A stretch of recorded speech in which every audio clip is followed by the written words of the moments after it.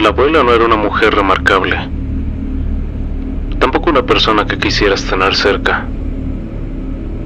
Era más bien una de esas mujeres que jamás quisieras ni en tu familia. De niño ir a su casa no era un gusto, como lo es para las otras familias. Era más bien un castigo. Muchas ocasiones fueron las que, estando en su casa, recibí golpes por tocar cosas que no son de niños, como ella solía llamarle a esos muñequitos antiguos. Como hijo y nieto único, siempre tuve la atención de todos de buena manera, pero ella siempre parecía rechazar a mi madre y a mí. Su rostro reflejaba un enojo remarcado mezclado con una extraña sonrisa que a mí me aterraba, sobre todo en las ocasiones en las que nos quedábamos en su casa y tenía la mala fortuna de encontrármela cuando iba al baño o por agua en las noches. Su vestimenta era vieja, pero no elegante. Yo diría que era más como de esas mujeres de la Edad Media que retratan en las películas, solo que más descuidada y fea. Definitivamente era una mujer que sobresalía de una manera muy terrible. Y no solamente era yo. Ella siempre se quejaba de que los vecinos vandalizaban el frente de esa enorme casa en la que vivía. Casa que mi abuelo trabajó hasta el día de su muerte con mucho amor, y que hoy parecía parte del set de filmación de alguna película de terror. El vandalismo del que se quejaba no era el clásico grafiti o basura. De hecho, yo ni siquiera lo llamaría vandalismo. Siempre eran cruces, rosarios o estampas de algún santo que le dejaban. Me gustaba pensar que más gente aparte de mí lograba ver a la bruja que tanto me aterraba. No me causa ninguna culpa decir que me alegré cuando cayó enferma.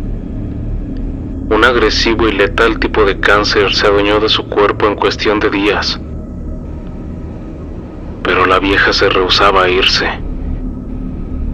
Se las arregló para mantenerse viva un mes, que yo podría calificar como el más infernal de toda mi vida. Por fortuna ya no era un niño. Ahora a mis 17 años, yo podía defenderme y decirle que se fuera a la mierda si se pasaba de la raya conmigo. Sé que muchos podrían juzgarme por eso, pero les aseguro que esta historia justifica lo que esa maldita pasó en vida y también en muerte. Durante ese último mes me tuve que quedar con ella una semana. Mis padres tenían que trabajar. Mi papá me comentó que él tenía que ir a un viaje, supongo que de negocios. Y era un tiempo en el que yo tenía clases en línea, así que no había necesidad de salir de casa por desgracia. En las noches la escuchaba hablar, pero el primer día no me importó. Yo en verdad deseaba que muriera rápido. Al día siguiente le llevé su té y algunas medicinas, pero estaba dormida. Cuando la vi con la boca abierta y esos dos dientes podridos, pensé que mis oraciones habían sido contestadas, pero en el momento en el que dejé la charola despertó viéndome con ese odio natural en los ojos. Esta vez le regresé la mirada, con el mismo odio, y por primera vez se volteó. No resistió mis ojos. Salí de ese cuarto sintiéndome como un campeón, como caballero que al fin había dominado al dragón. Cuando acabaron mis clases pasé por su cuarto y la escuché hablando con alguien, pero esta vez había otra voz que respondía.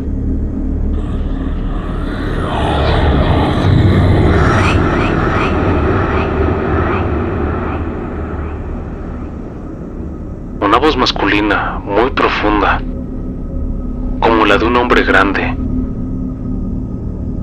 Pegué mi oído a la puerta para tratar de escuchar. La voz le decía: tú eres mía. Y ella rogaba por no ir con él. Rogaba con una desesperación que no era normal. Siempre vi a la vieja malhumorada y sin sentimientos. En ningún momento pensé siquiera que pudiera existir una versión de ese monstruo que fuera vulnerable.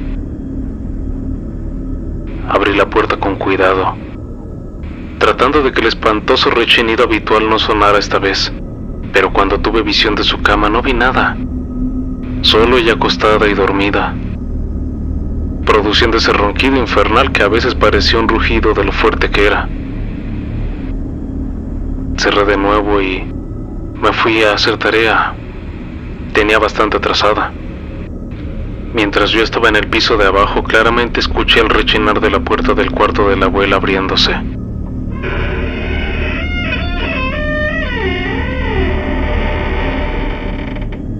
Y corrí, porque aunque la detestaba, sabía que si moría por un descuido mío, entonces sí estaría en serios problemas.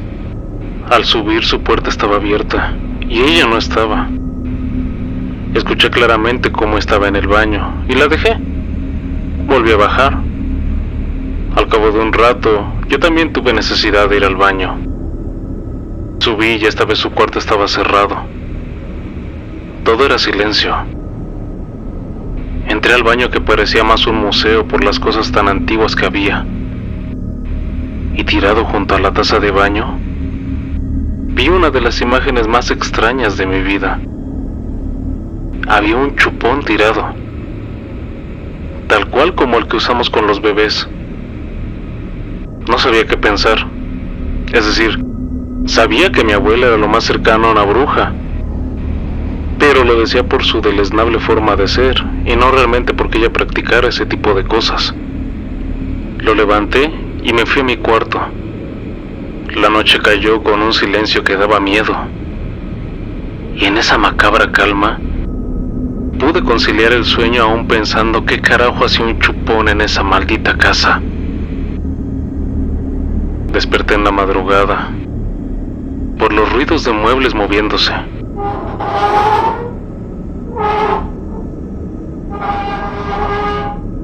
El celular marcaba las 3:33 de la mañana. Salí de mi cuarto y el ambiente se sentía frío, como si hubiéramos estado en pleno invierno. Pero siendo 22 de abril eso era ilógico. Se supone que este es un momento muy caluroso. La oscuridad de los pasillos jamás me había parecido tan densa. Comencé a avanzar sin prender la lámpara del celular. Pasó por mi mente que si la abuela veía la luz podía asustarse y tener un accidente. El sonido parecía venir del piso de abajo, lo cual me sorprendió porque la anciana no tenía las fuerzas para bajar así como así. Vi la luz de la cocina prendida, pero si ustedes que me escuchan pudieran entender lo que quiero decir, el foco no daba la luz que se supone que tenía que dar. Es como si hubiera un mal funcionamiento del servicio eléctrico y solo diera luz a medias. Me asomé y en la cocina estaba la abuela de espaldas. No tenía su ropa de mujer enferma, sino una túnica negra. Quisiera no decir esto, pero en sus manos tenía la explicación al chupón, goteando el piso de la cocina. Mi cuerpo empezó a temblar sin control. Volteó lentamente hacia donde yo estaba. Su boca también goteaba como un animal que acaba de cazar. 2 luces rojas salían de donde deberían de estar sus ojos. La sonrisa en su cara es lo más repugnante y aterrador que he visto en mi vida. Subí corriendo las escaleras y detrás de mí escuché cómo ella se acercaba corriendo. De reojo pude ver que corría como si fuera un perro. Jadeaba como un animal. Traté de meterme a mi cuarto, pero la puerta estaba cerrada como si alguien hubiera puesto seguro. Corrí al fondo del pasillo ya sin importarme la oscuridad. Cuando subió las escaleras caminó en 4 patas y de su jadeante boca salieron las palabras: "Estas no son cosas de niños", acompañado de una risa que me caló hasta los huesos.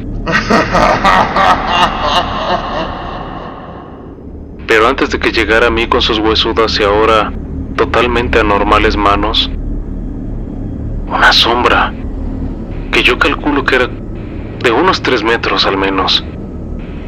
Se levantó detrás de ella, y el monstruo rabioso y hambriento de sangre que solo un momento antes estaba a punto de acabar conmigo, se convirtió en una suplicante mujer. «Tú eres mía», dijo la sombra que estaba detrás de ella con una voz cavernosa y con eco. La abuela gritaba: «Ya te di uno, y hasta lo comí». La desesperación en su voz era cada vez más evidente y angustiante. Un viento furioso comenzó a jalar a la abuela hacia la sombra. Esta vez de esa cosa salió una risa.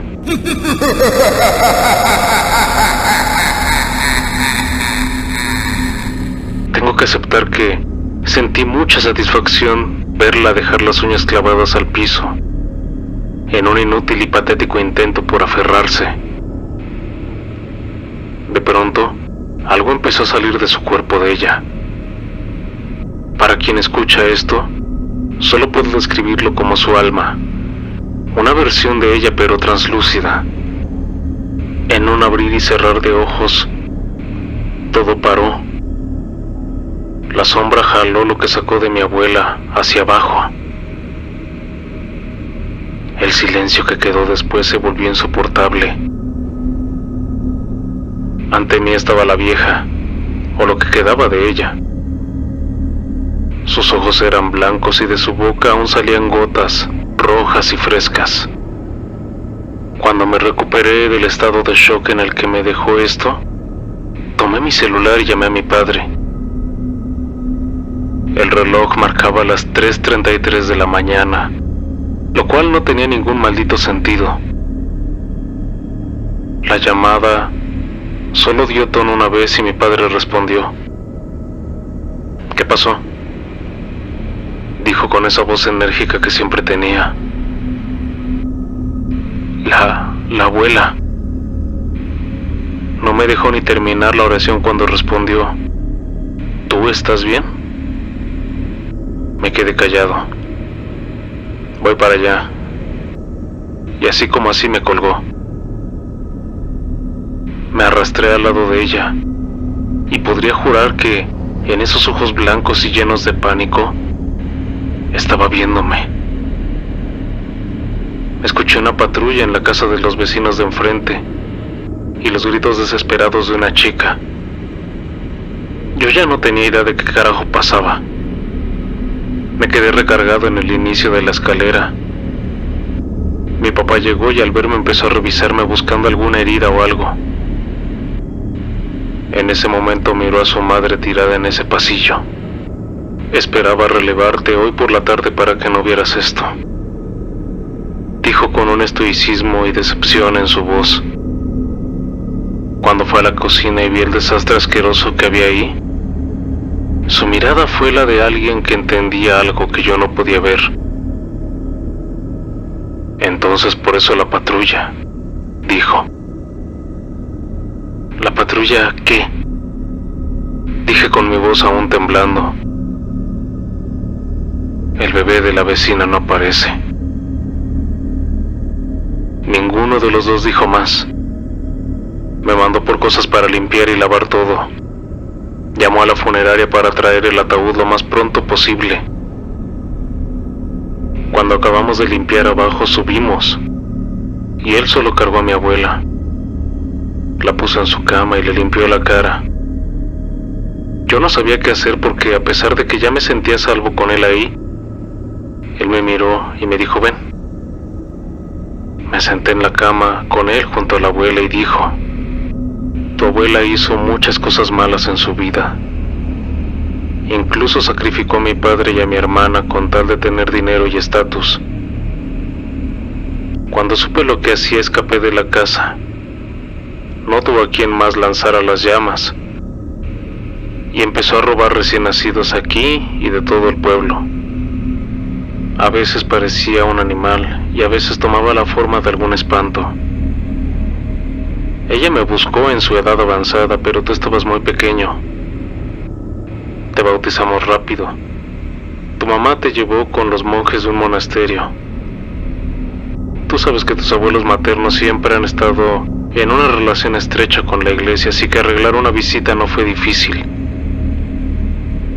Ellos hicieron rezos en ti durante una noche entera.